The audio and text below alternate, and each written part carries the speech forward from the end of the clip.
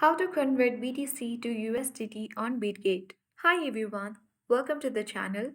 This is Rose and I'm here to guide you on how to convert BTC to USDT on Bitget. Watch the video till the end and without further ado, let's dive right into the video. Launch Bitget app on your device. Sign in to your account. Tap More icon at top right corner of the screen. And you have to choose Convert option. Simply And after that, you will land on this convert page, where you simply need to tap on drop down arrow in the From section. Now you have to select BTC as the cryptocurrency you want to convert.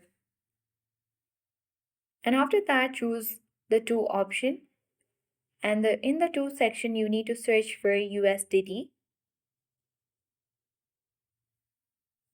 After that, you have already selected from on BTC and to on USDT. Now you have to enter the amount which you want to convert, and after that select the preview button. After that, you need to tap continue and your process will be confirmed and completed. That is how we convert BTC to USDT on Bitget.